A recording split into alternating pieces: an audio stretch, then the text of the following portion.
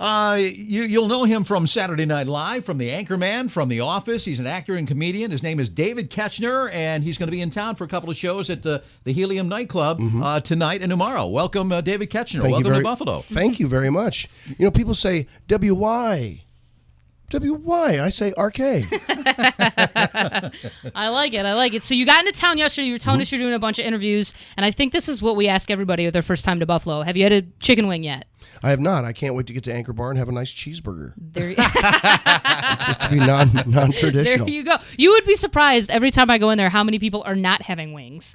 And I'm like, if you're going to go to Anchor Bar, get wings. Well, maybe it's their second time. Maybe, and they want to branch out. They want to try. Locals. They want to try other things. What is the key to a successful comedy career? Is it telling jokes or telling funny stories? I think there are both traditions work as long as it's funny. All that matters is the entertainment. It's that communion with the audience. We want a storyteller that we all agree goes, yes, there's something relatable in what you're talking about right now, and you've taken me to a place inside my mind that I couldn't have gotten there by myself, and you did it, and you turned on a light in a dark corner, the recess of my mind, and turned it on in such a way that made me laugh. I think that's the key. So, it's an interesting question, because talking about comedy, of course, which I'm doing right now, makes it less fun and funny, but you can deconstruct anything. And people say, are you born funny? Can you make someone who's not funny funny? And I say this, if someone's not funny and if they're an actor and they have to do something mildly, the only course of action is just say it faster.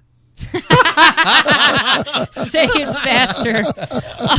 I was working with an actress once, and she had this thing like, well, I don't know, I'm not sure if I'm funny, I don't know what to do. And I simply said it because she was just prattling on about it. And I just finally said, you know what, maybe just say it in the mirror.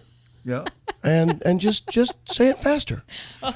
When I MC at some events, I get booed when I try to tell some jokes, so I'll remember that. I'll just talk faster. Run through it fast. David Koechner. I'm sorry, I just want to interject there. I also had an instructor, the great Del Close, who's one of the most amazing people in the history of comedy, very important and influential figure, said a boo is as good as a laugh. There you go. If you're getting a reaction, that's what you want. I don't care if I get a groan. In fact, I will love a groan as much as anything else. It's a reaction, means they're listening. That's true. That is true. They're listening, Dale. David Koechner in the studio. He's going to be at Helium Comedy Club, a couple of shows this weekend. A lot of people, they say on the internet, on the interwebs, that your breakout role was Anchorman. Sure. One of my favorite roles was when you were on Still Standing. Oh, that's funny, yeah. That's going way back. And, of course, Packer on The Office. What was your favorite role that you've played? Well, obviously, the Anchorman, I'm going to call it series now, is very special to me. That was so much fun. I did my own show on Comedy Central called The Naked Trucker and T-Bone Show. It's one of my favorite things I've done.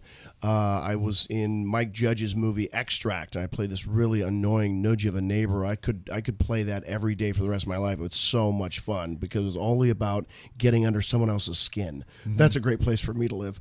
What else? I did this movie called Cheap Thrills. It's a dark, sinister thriller with some comedic undertones, but it was a great ensemble. Myself, Sarah Paxton, Pat Healy, and Ethan Embry, and it was like doing a play. We shot it in 14 days in Los Angeles in a house with no air conditioning during a heat wave. Oh, wow. And it's one of those little movies that had no money behind it, but it turned out remarkably well. So that's been one of my favorites. Yeah. When did you know that this is going to be the career for you? Comedy and acting. I'm still hopeful. When did I know? I will tell you this. So I was a poli-sci major in Missouri, where I'm from, where I grew up. MIZZOU, ranked in the top 25 right now, and of course Royals, Cardinals. Oh yeah, you're doing good. Missouri's getting its reputation back. Ferguson, we took a little bit of knock from him, but not everyone in Missouri is like that. So there's a lot of good people there. But so I'll tell you when I thought, okay, going way back in third grade, once after class, we had time. It was winter time. And so it was about, 5 minutes before the bell, and we were done. It was a Friday, done with everything. So we all had our winter coats on. And Mrs. Powers said, does anyone want to get up and do something? So I don't know why. I said, I do. So I had no material. So I thought, let me bring up Bob Beshin, who's the best laugher in the class. Unbeknownst to him, he had an easy, gentle, good laugh, right? Yeah. And so I brought him up on the front, and I set him down, and then I took off my hat, and I stuffed it inside his jacket. And then I started rifling around looking for it. And he was laughing so hard, it made everybody else in the class laugh. And then the bell rang, and I was out. I didn't. It was just ridiculous.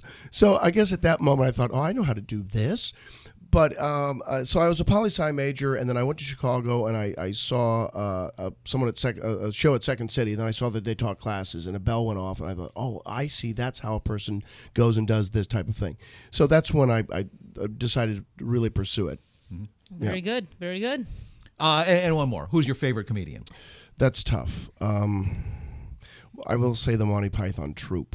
Ooh. Oh, the whole thing. Yeah, Wow, that fantastic. that continues to be the greatest stuff I've ever seen in my life. Particularly Life of Brian. It's nearly perfect. These guys, not only are they so super bright, and everything is played with great intention, but these guys play a bunch of different characters, but each character in every scene has a want that they play through. And it just keeps, it's one of those movies you think is just going to be a sketch movie, but every scene adds up to the place where it's going. You got it. It's so funny. He's at the Helium Club for shows tonight and again tomorrow. David Koechner, thanks for dropping by. Thanks for having me. WYRK, that's why. 106.5. If you like country, you're in the right place. Can you give us a whammy? Whammy!